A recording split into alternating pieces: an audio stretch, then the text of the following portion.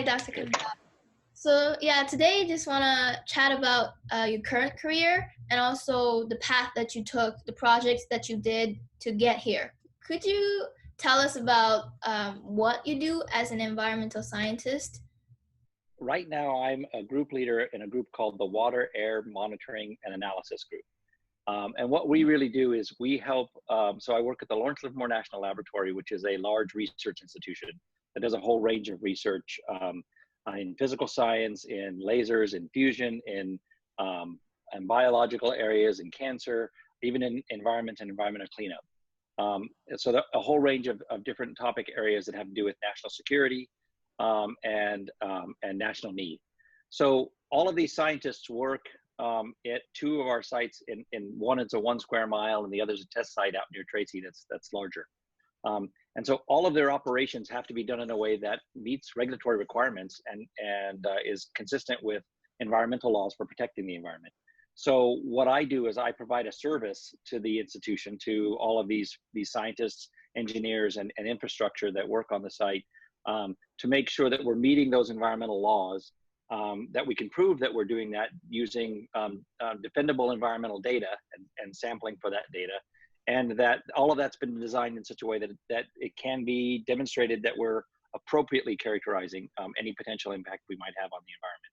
So my group is kind of the, how do we go out and take measurements in the world, in the environment, to measure any change in constituents that might be in the environment, to measure change in water quality, in soil quality, in air quality, even in vegetation, and so a whole range of different areas.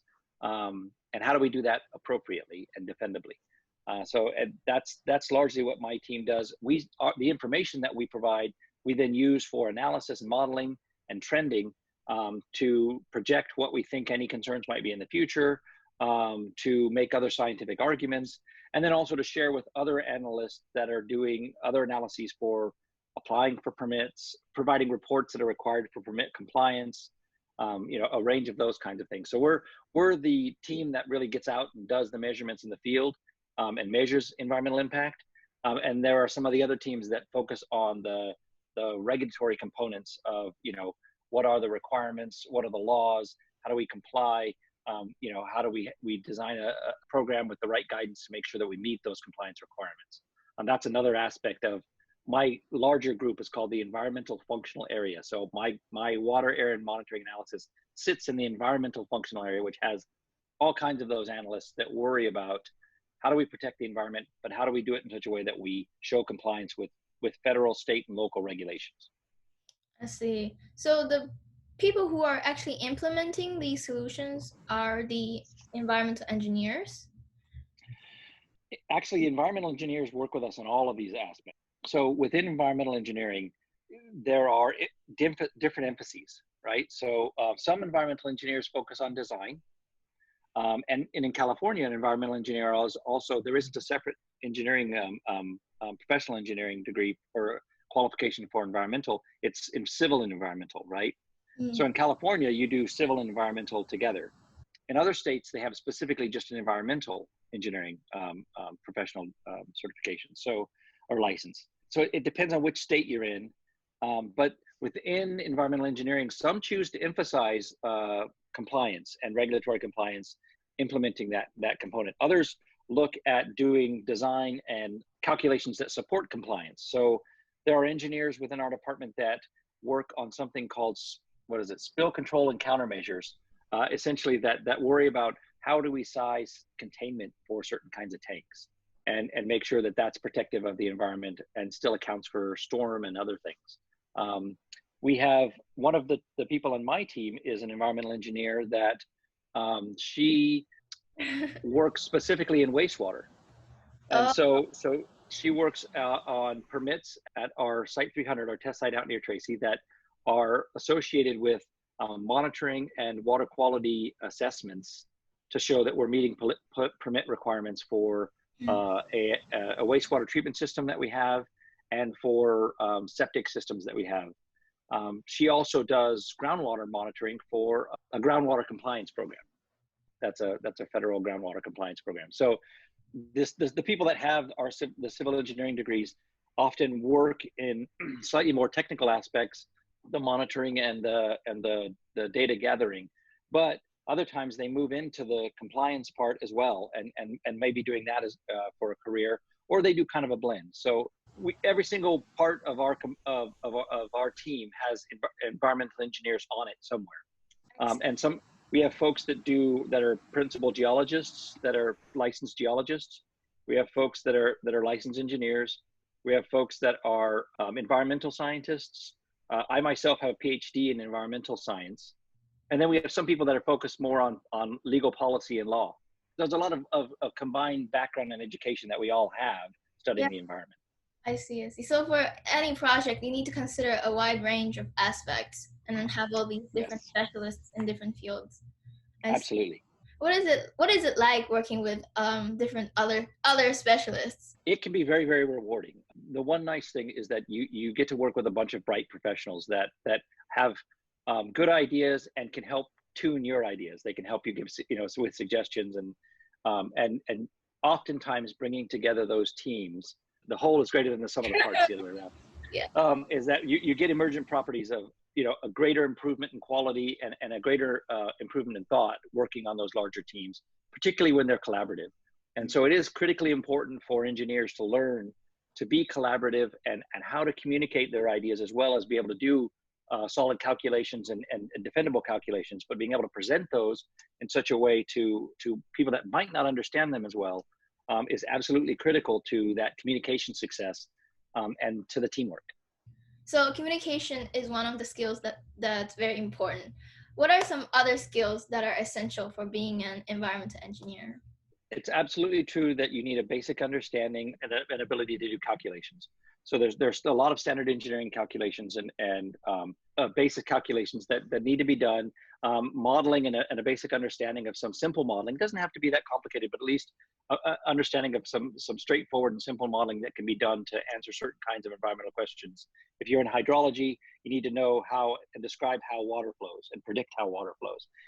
If you're in air quality, you need to do the same thing. It's just a different fluid dynamics. It's just, the particles are a lot further apart in air, right? So you do need to learn these basic, and there's standard consulting models that are used by engineers, that for each of those fields. And so it's important to learn those. And so some basic skills that allow you to be able to manage that software and understand what it's doing is important. You also really need to understand statistics.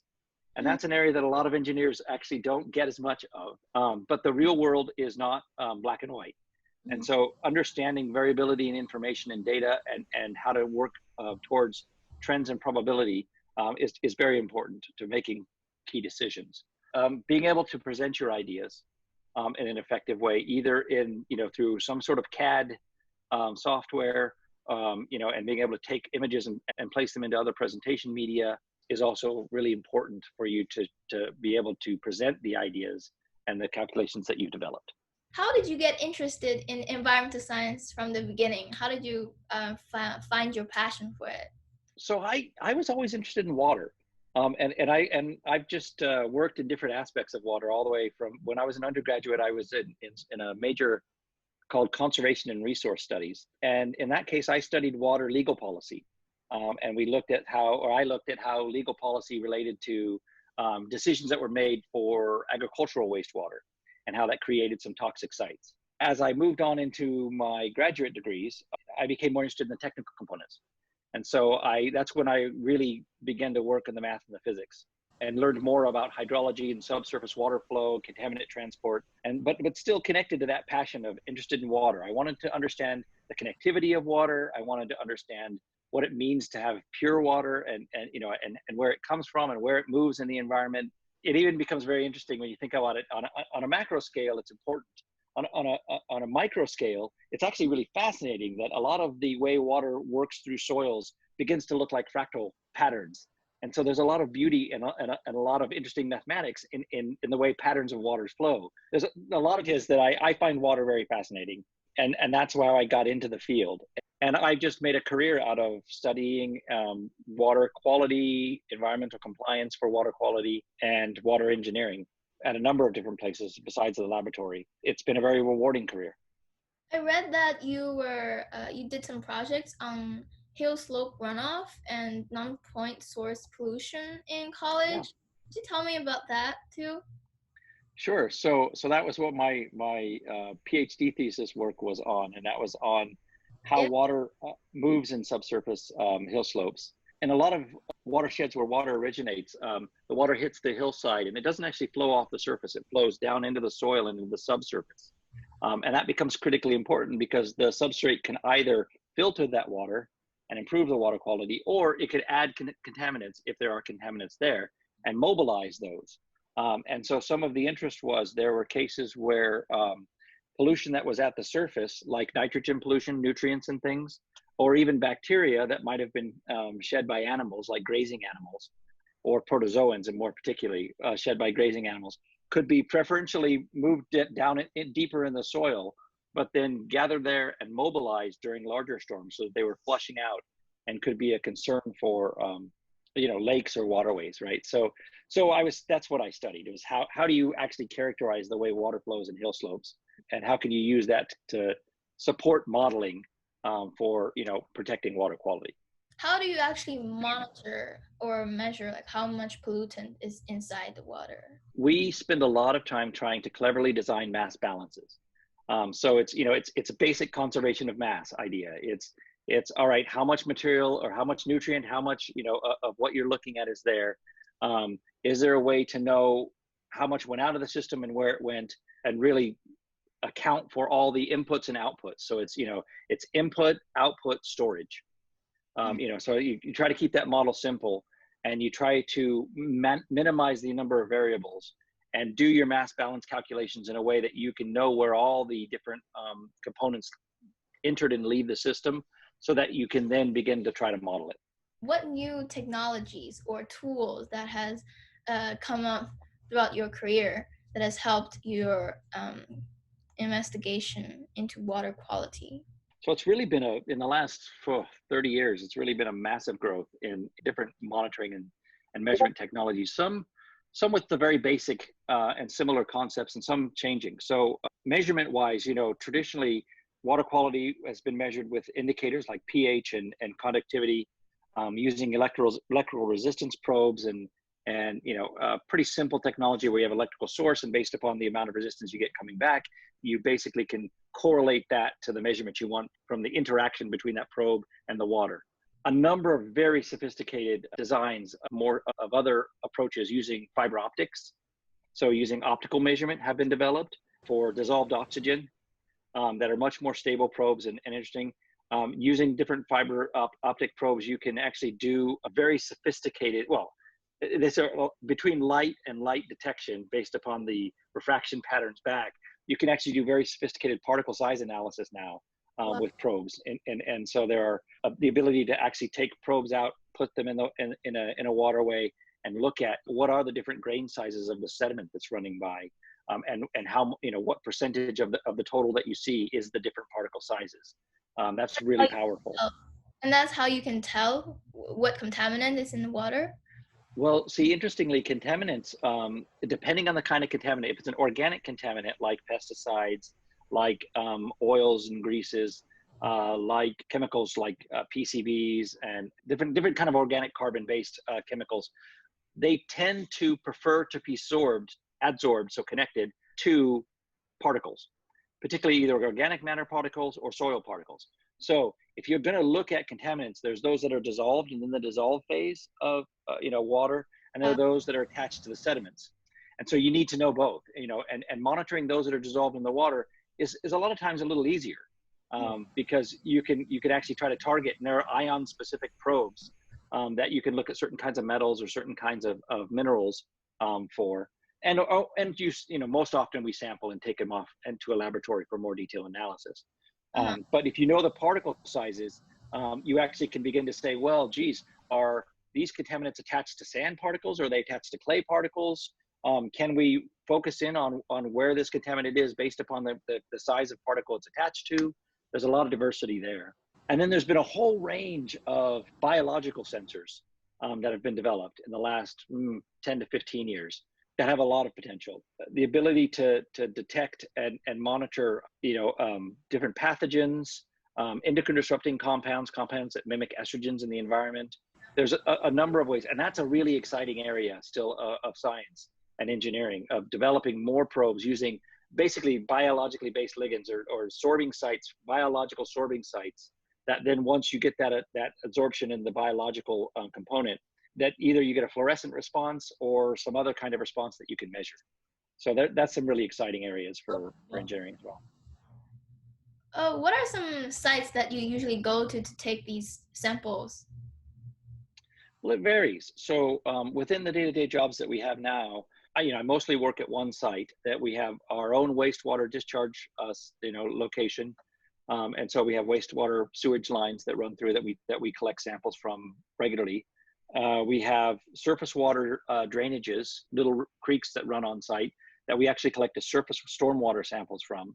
We go out into the valley and collect water samples from different water bodies throughout the Livermore Valley as well. So like Del Valle Lake, Calaveras Lake, and then the arroyos that are around the Livermore area. We collect vegetation from a number of sites around the valley. We collect soils from a number of sites around the valley. We share samples sometimes with Zone 7, which is our drinking water provider, mostly in the Livermore area. So they'll give us a sample that we analyze. And then there's other teams that actually go and do groundwater monitoring throughout those areas as well. So it's a whole range of different kinds of sites that we go to. Throughout my career, I've gone to sites that were all over the world and all across the U.S. I worked for 5 years for Chevron.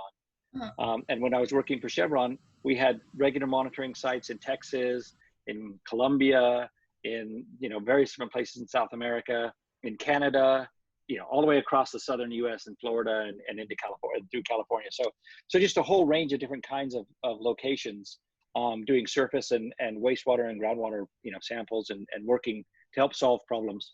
And so most major companies have these kinds of staff, either as consultants or on their payroll, that will come help them solve environmental problems that usually are compliance questions or engineering problems that they need answered so they can address other compliance questions. Would you provide them with a solution?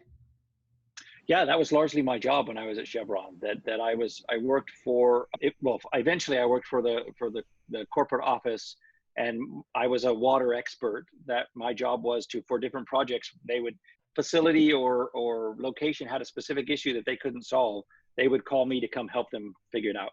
So would you say you were a hydrologist? So hydrology is one of my areas of training. Water quality was usually what their major concern was. And it was usually water quality in relationship to permits. What sort of surface water management should we do? And that's where you got more into the hydrology. How do we make sure that drainage systems have sediment basins built into them, or other treatment baffles and other designs that would minimize the amount of pollution or clean the water as it's moving through those drainage facilities. And in other cases, it was how do we analyze and understand the potential for a water quality problem based upon, can we stop the source? Trying to do source reduction is always the best way to improve water quality, right? Trying to treat it after it's already in the water is harder. So a lot of what I would do is try to help look at, all right, well, what's the source of this? And does that source need to be there? Is there a way that we can change operations to minimize that source, in a way that is cost effective for the company, but still protects the environment? And in my experience, companies were very willing to do that. Yeah, a while ago in our school, we found out that we had lead in our drinking fountains. I was asking my club advisor, who is the head of the Go Green initiative, this coming from, where's the source of it? And they said the environmental scientists have not figured it out yet. So the likelihood is old pipes. So the reality is that older piping and older facilities, in a lot of cases, they actually use lead sheathing to connect pipes together. So there's like lead pieces that were used to connect, sometimes not even iron pipe. Sometimes it was actually clay pipe that was connected together with lead sleeves. And the reason was lead was easy to mold into that, right? So it made a good sleeve to connect two pieces of a clay pipe into. That was the way it was in earlier days of water management. And it just wasn't known any better. And so there's still places where those kinds of structures are being replaced. in older facilities. We're lucky in California, a lot of our areas are new enough, there's not a lot left. But, in older cities, that's been a major problem. And trying to reduce that and make sure that you don't have the other problem is if you have pH that is lower, you have more leaching of those, you make more of the lead soluble. And so trying to manage all that as a water agency can be a challenge.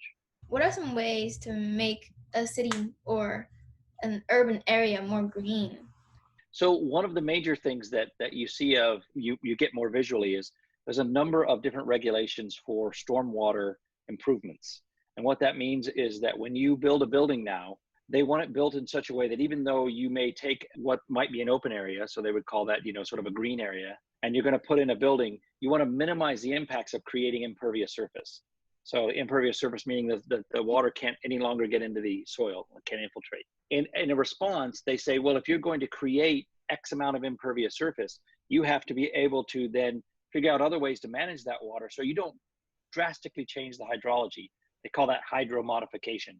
So to prevent hydromodification, you need to design engineering structures, either infiltration basins, stormwater swales, they call them, channels with vegetation in them, ways for water to infiltrate and to slow water down, so that you sort of try to mimic a bit the natural environment. And they have pervious pavement, meaning pavement that's like parking lots. So a lot of these things, and they're parts of green buildings. So they're also, there's these certifications called LEED certifications that facilities and buildings can get, where they get certain kinds of tax credits and other credits for having a green building. And companies really like to do that. Part of the LEED certification is the outside of the building and those stormwater and landscape controls. So when you see in a lot of newer developments, you see that they have some rolling hills, and you see that they may have a little pond area, maybe a little sand area that you're not quite sure what that structure is for. It's probably designed for stormwater, and in a lot of cases they're quite beautiful. And so you can end up with these, rain gardens or infiltration basins or other landscape components that are good for the environment.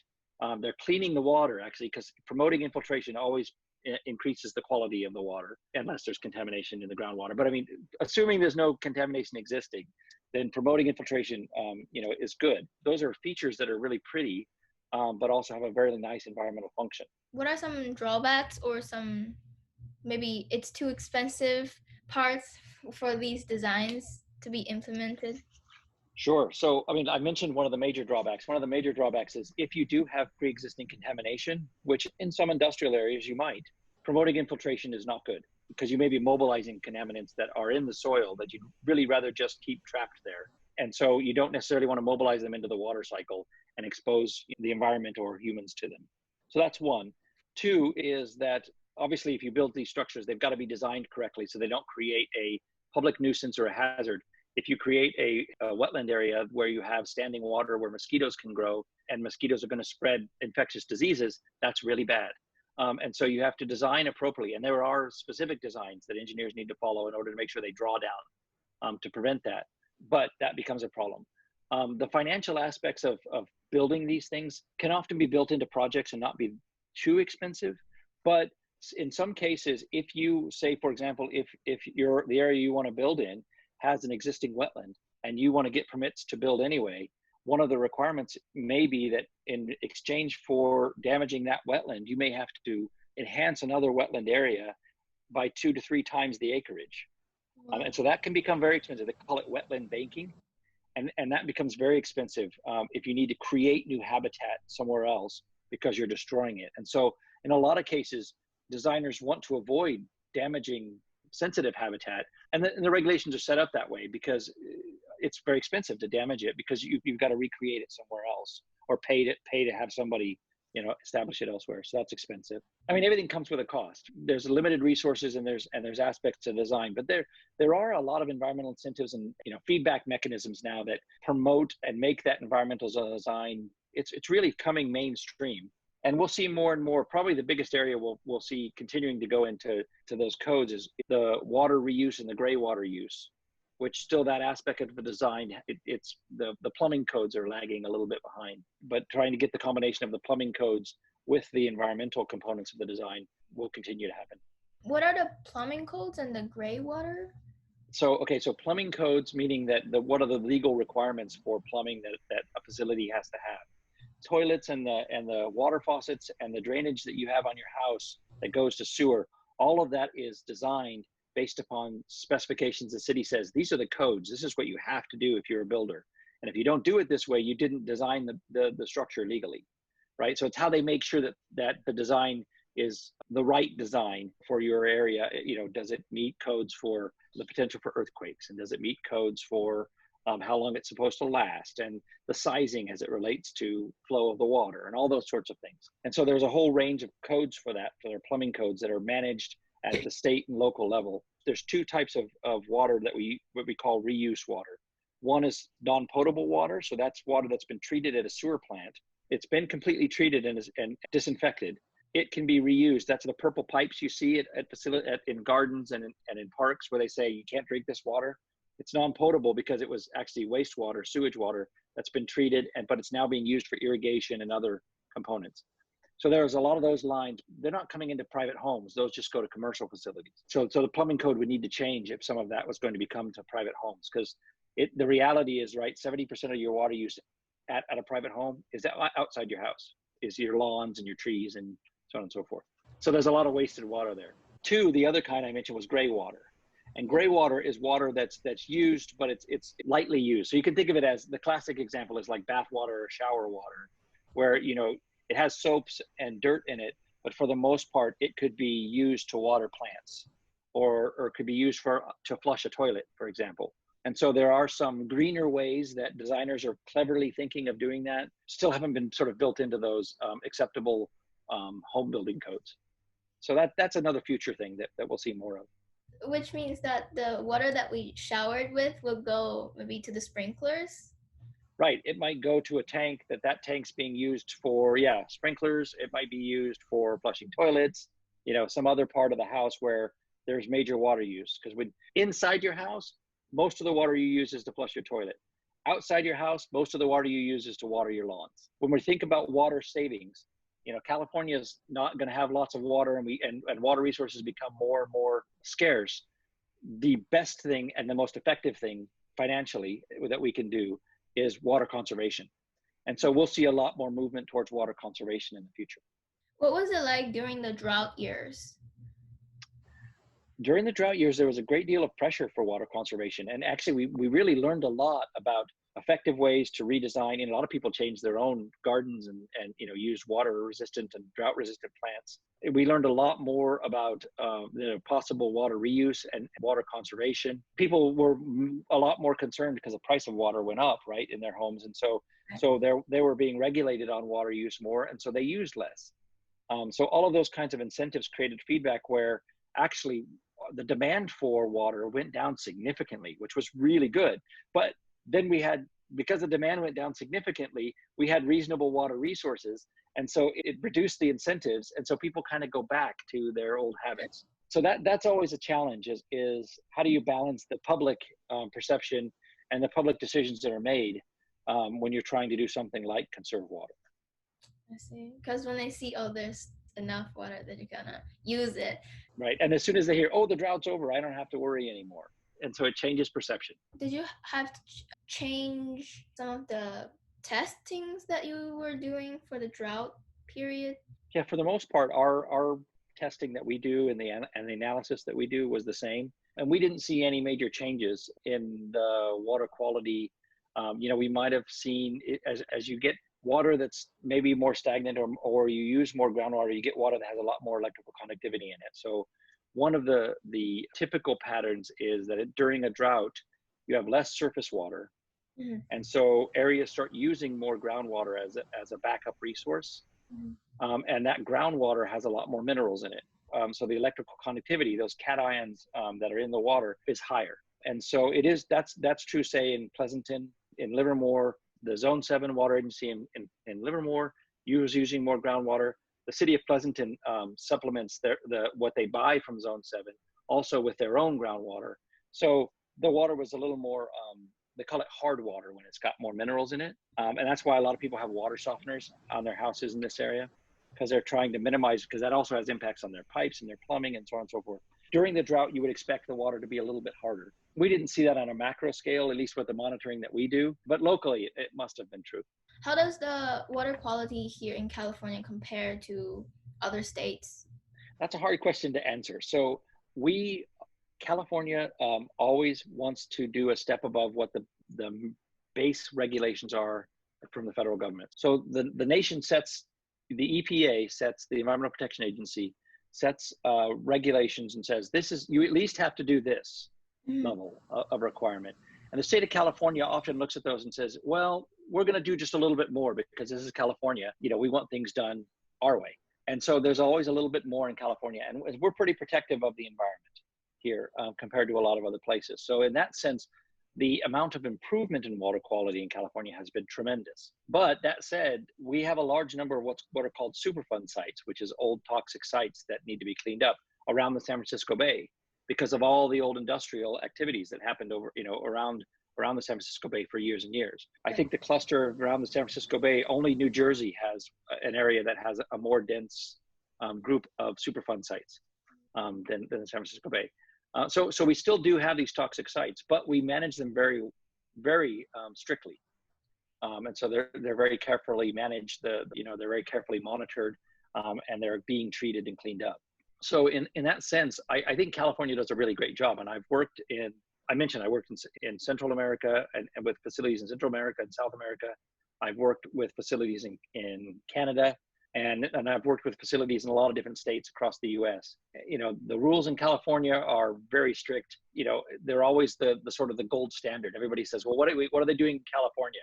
And a lot of the companies look at California and say, well, at least if I do it to the standard that California does it, I know I'll be okay in all the other states. That's an advantage. Whether that makes our water quality, quote, better than other states, it's very local question to ask. I mean, we have impaired water bodies. We have really nice, pristine water bodies. I think we work very hard on all of those. What courses should a high school student or a college student take right now to prepare them for going in this career direction? I think environmental engineering courses are really important. Learning geographical information systems, so GIS, it's always going to be important to be able to do some level of software work. Probably right now it's Python, but that'll change as time goes on. And then learning as an engineer to be able to do some sort of CAD system like AutoCAD, some kind of computer aided design system. And then I already mentioned statistics. And I think it's really important for engineers also to take a basic chemistry course or maybe an environmental chemistry course, because that's not usually part of the core curriculum, but they end up spending a lot of their time relearning chemistry after the fact.